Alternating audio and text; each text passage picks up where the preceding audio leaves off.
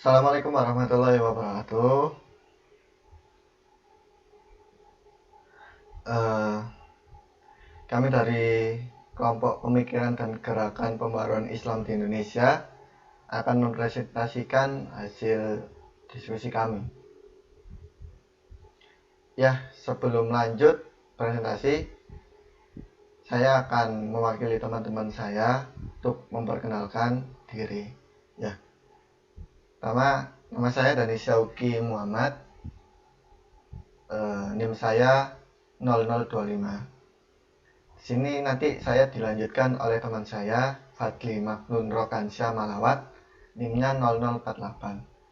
Setelah itu nanti kita ditutup rekan saya yang namanya Indah Kartika Devi, NIM-nya 0056. Nah, sini saya akan mulai presentasikan ya.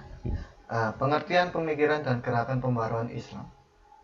Pembaruan dalam bahasa Indonesia itu seringkali disebut modernisasi, modernisme, kan?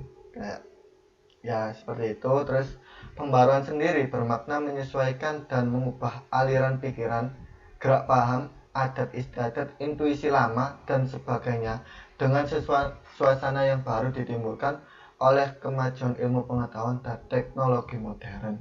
Jadi pembaruan sendiri itu kayak kita menyesuaikan semua aspek yang di dalam kehidupan yang sifatnya tradisional, yang sifatnya lama itu diperbarui, dijadikan disetarakan ya, diseimbangkan sama kemajuan ilmu pengetahuan dan teknologi yang modern. Nah, pembaruan Islam adalah upaya-upaya untuk menyesuaikan paham keagamaan Islam dengan perkembangan baru yang ditimbulkan dari kemajuan ilmu pengetahuan dan teknologi yang modern. Jadi pembaruan Islam ini itu tujuannya untuk menyesuaikan paham keagamaan Islam dengan perkembangan baru yang ditimbulkan oleh kemajuan ilmu pengetahuan dan teknologi modern. Jadi kemajuan ilmu pengetahuan dan teknologi yang modern itu diseimbangkan dengan paham keagamaan Islam. Jadi makanya timbullah pembaruan Islam gitu. Nah, dalam bahasa Arab, gerakan pembaruan Islam disebut tajdid. Secara harfiah, tajdid berarti pembaruan dan pelakunya itu disebut mujaddid. Kemajuan ilmu pengetahuan dan teknologi modern memasuki dunia Islam, kan? Dan pertama sesudah pembukaan abad ke-19. Jadi awal abad ke-19 kemajuan ilmu pengetahuan dan teknologi modern itu memasuki dunia Islam gitu, yang dalam sejarah Islam dipandang sebagai permulaan periode modern. Nah, ini ide-ide baru dari di dunia barat itu masuk ke dalam Islam, masuk ke dalam pemikiran pembaruan Islam seperti rasionalisme, nasionalisme, demokrasi, ya kan, liberalisme, yes, dan sebagainya. Gitu. Lanjut, tokoh yang terkait dalam pemikiran dan gerakan pembaruan Islam. Nah, di sini saya akan menjelaskan 3 tokoh ya. Ahmad Soekardi, Ahmad Hasan, terus Kiai Haji Ahmad Dahlan. Nah, di antara 3 tokoh ini saya beri bidang yang berbeda sesuai peranan yang mereka ambil saat pertama kali mereka melakukan gerakan pembaruan Islam. Jadi sini ada pemikiran versi Syekh Ahmad Surkati. Nah, bidang pendidikan. Syekh Ahmad Surkati adalah seorang yang sangat peduli dengan pendidikan. Umat Islam akan sangat jauh tertinggal dengan kehidupan yang semakin maju jika umat Islam tidak berpendidikan. Jadi pendidikan itu penting untuk agama apapun, tidak hanya agama Islam saja, tidak hanya umat Islam saja, tapi untuk seluruh umat pendidikan itu penting. Karena kecintaannya dengan pendidikan dan niat tulusnya untuk memajukan pendidikan, Syekh Ahmad Soekardi sangat senang ketika disuruh mengajar di Indonesia. Nah, ini kenapa Ahmad Soekardi itu sangat senang ketika disuruh mengajar di Indonesia? Karena pada saat itu di awal abad ke-19 ya, Ahmad Soekardi ya perannya itu di awal abad 19. Nah, posisi masyarakat Indonesia itu sedang terjajah oleh kolonial Belanda. Jadi karena kita sedang terjajah, yang bisa merasakan pendidikan itu hanya orang-orang menengah ke atas. Jadinya banyak sekali orang-orang yang menengah ke bawah ini tidak merasakan pendidikan di dalam hidupnya. Jadi kualitas pendidikan di Indonesia itu sangat krisis banget. Meskipun ada orang yang berpendidikan, orang yang pendidikannya tinggi, tapi ada beberapa yang pendidikannya tinggi tapi ia bertingkah laku seakan-akan tidak berpendidikan, kayak orang tidak berpendidikan gitu. Sepertinya ada ya orang seperti itu di Indonesia, kayaknya banyak sih. Nah, oleh karena itu Syekh Ahmad Soekardi itu senang mengajar di Indonesia karena lagi krisis pendidikan juga waktu itu di Indonesia. Nah, Syekh Ahmad Soekardi bercita-cita belajar di Mesir, tepatnya di Al-Azhar. Tapi cita-citanya tidak bisa terwujud karena pemerintahan Mahdi atau pemimpinnya itu namanya Abdullah Al-Ta'aisi.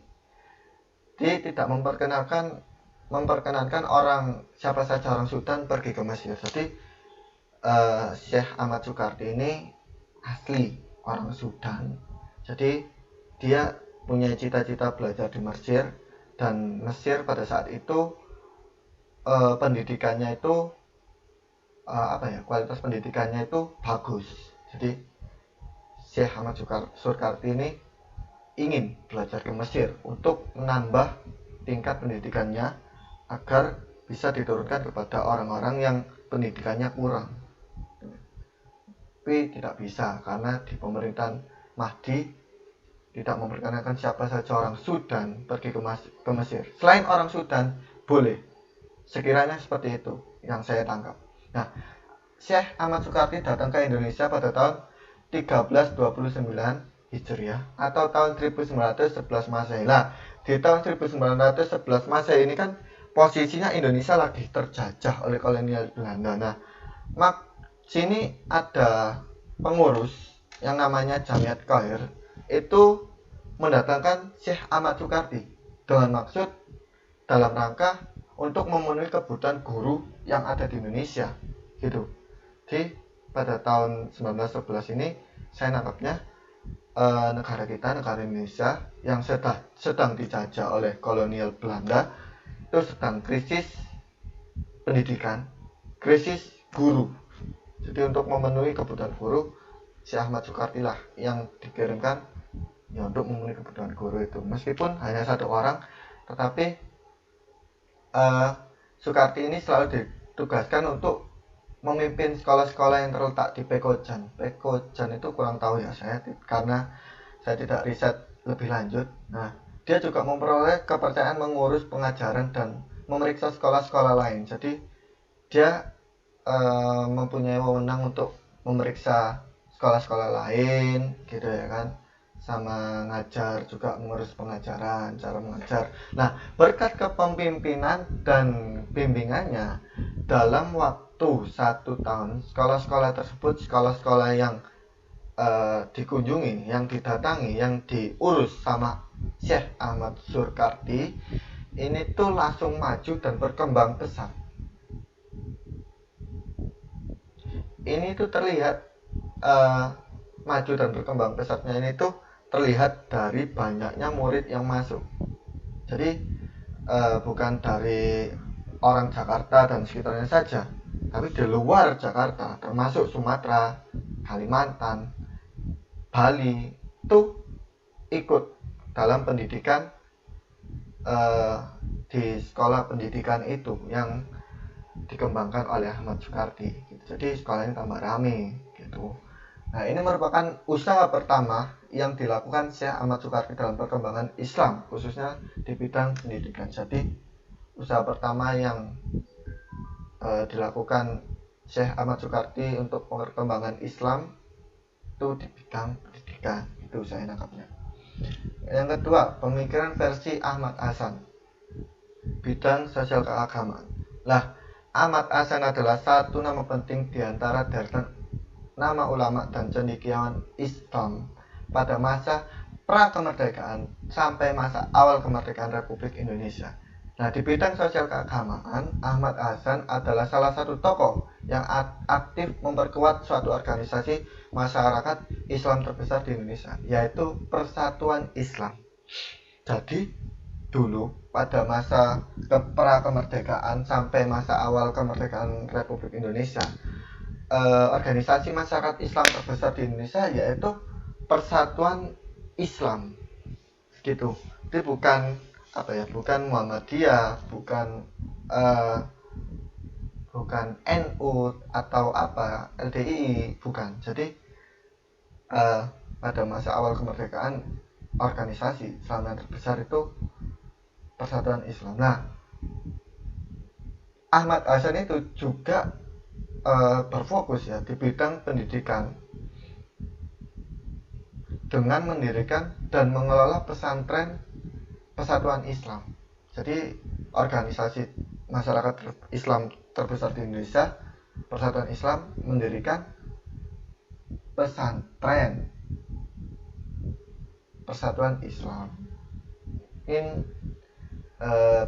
Pada saat itu Ahmad Hasan berupaya untuk memajukan pendidikan yang ada di Indonesia gitu, sekaligus berdakwah ya di bidang sosial keagamaan. Nah, setelah itu Ahmad Hasan dalam proses pendidikan dan pengembangan Persatuan Islam diawali dengan persahabatannya dengan Kiai Haji Muhammad Zamzam dan Haji Muhammad Yunus, dua orang pengusaha asal Palembang yang hijrah ke Bandung. Mereka berdua mendirikan semacam organisasi sosial Islam yang mereka beri nama Persatuan Islam pada tanggal 17 September 1923. Jadi Persatuan Islam ini, organisasi Persatuan Islam ini itu didirikan pada tanggal 17 September 1923 oleh Kiai Haji Muhammad Zamzam dan Haji Muhammad Yunus.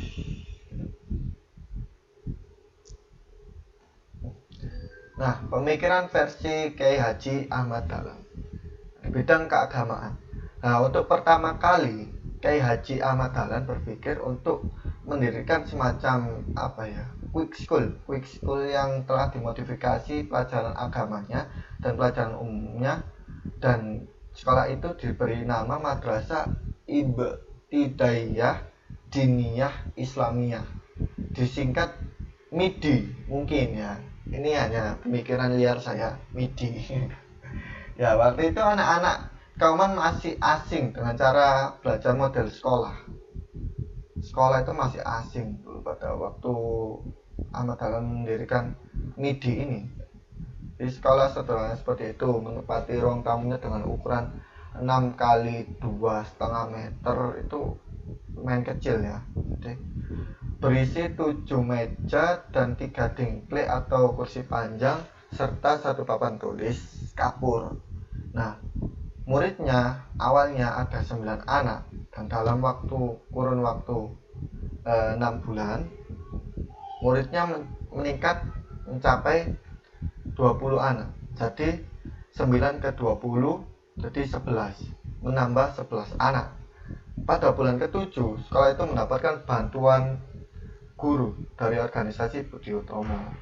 Setelah berbagai pengalaman dan berhubungan dengan berbagai kalangan di luar kaum santri Kauman, pada akhirnya tanggal 18 November 1912 Masehi bertepatan dengan 8 Dzulhijjah 1330 Hijriah, di Yogyakarta berdirilah organisasi Muhammadiyah. Jadi sebelum Kiai Haji Ahmad Dahlan membentuk organisasi Muhammadiyah, beliau mempunyai pemikiran untuk mendirikan semacam quick school, MIDI tadi. Jadi sebelum organisasi Muhammadiyah, Ahmad Dahlan fokus ke pendidikan itu Muslim.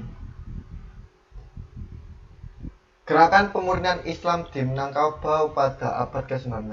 Gerakan Paderi atau gerakan pemurnian Islam di Minangkabau berawal peperangan antara gerakan Paderi dengan kaum adat. Namun, perang tersebut berkembang setelah golongan adat melibatkan Belanda. Di kaum adat melibatkan kolonial Belanda. Jadi meskipun pada akhirnya gerakan Paderi dan adat bersatu melawan kolonialisme, asal dari Paderi yaitu Pidari, yaitu ulama yang selalu memakai pakaian putih. Jadi ada yang mengatakan asal dari kata Paderi itu karena para pemimpin gerakan ini berasal dari daerah Padari, yaitu daerah yang berasal dari Pedir yang telah naik haji ke Mekah melalui pelabuhan Pedir.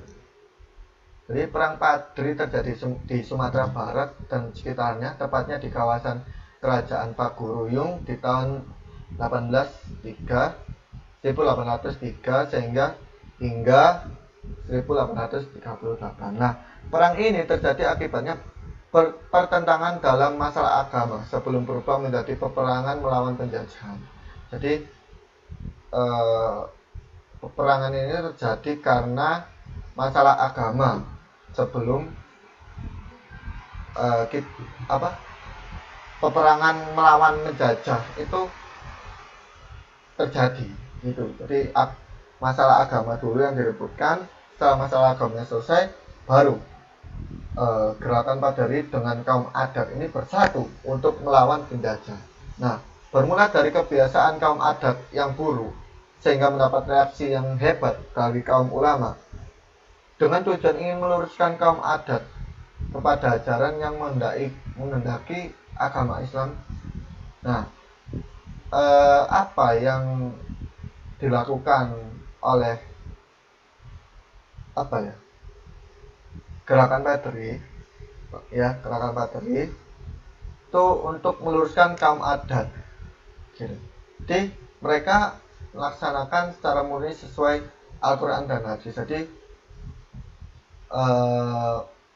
para ulama itu hanya perlu menyatukan misi dan visi penumpasan kemungkaran kolonial Belanda. Seperti itu. Ya. Selanjutnya akan dilanjutkan oleh teman saya. Perbandingan gerakan dan orientasi keagamaan antara Islam modern dan Islam tradisional. Ketika berbicara mengenai masyarakat Islam tradisional, yang terbayang adalah sebuah gambaran mengenai masyarakat yang terbelakang.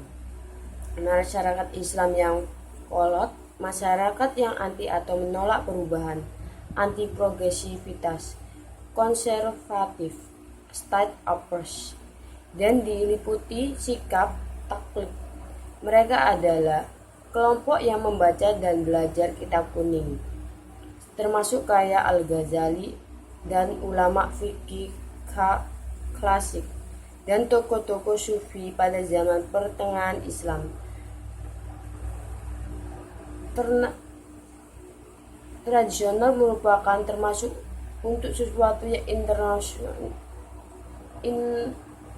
irasional, pandangan dunia yang tidak ilmiah, lawan dari segala penafsiran terhadap kitab suci agama. Di bidang pemikiran Islam, tradisionalisme adalah suatu ajaran yang berpegang pada sunnah Nabi yang diikuti oleh para sahabat dan secara keyakinan telah dipraktekkan oleh komunitas muslim.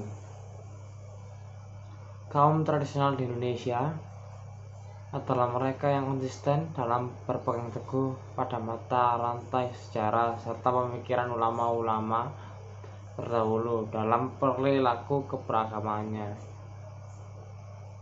Konkretnya, memegang dan mengembangkan ajaran fikih skolastik mazhab 4 dan kaum tradisionalisme meyakini syariah sebagai hukum Tuhan yang dipahami dan dipraktekkan semenjak beberapa abad silam dan sudah dikristal dalam beberapa mazhab fikih.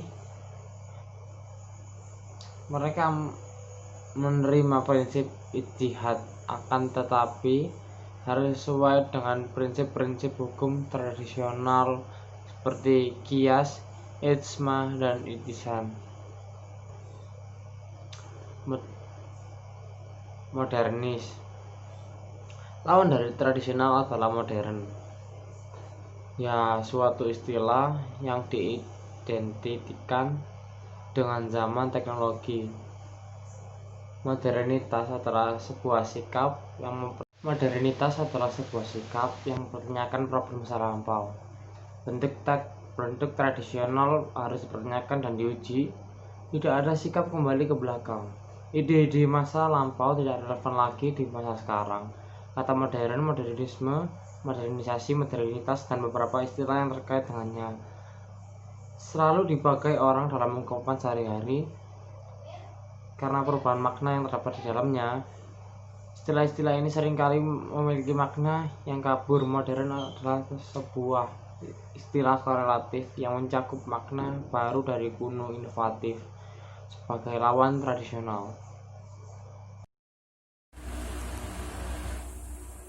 Contoh perbandingan tradisional dan modern dalam bentuk lembaga. Beberapa hal lain yang menjadikan perbedaan antara NU dan Muhammadiyah adalah bahwa NU lebih bersifat rural, gejala pedesaan, syarat dengan simbol tradisional. Dulu disimbolkan dengan pakaian sarung dan serban. Berlebihan dalam pengamalan beribadah, lebih mempercayai kata ulama, lebih terkait dengan jamaah, lemah inisiatif, dan lebih hierarkis struktur dalam hal status sosial. Sebaliknya, Muhammadiyah lebih bersifat urban, gejala perkotaan, yang sangat apresiatif dengan simbol modernis. Dulu disimbolkan dengan memakai dasi dan sebagainya. Kritis, mandiri individu. Jadi fokus perhatian penuh inisiatif menganggap sesuatu yang tidak tercantum dalam hadis sahih dianggap sebagai sesuatu yang menyimpang dari ajaran Islam dan tidak boleh diamalkan karena akan berdosa dan berimplikasi buruk terhadap akidah. Sekian, terima kasih. Kurang lebihnya mohon maaf. Assalamualaikum warahmatullahi wabarakatuh.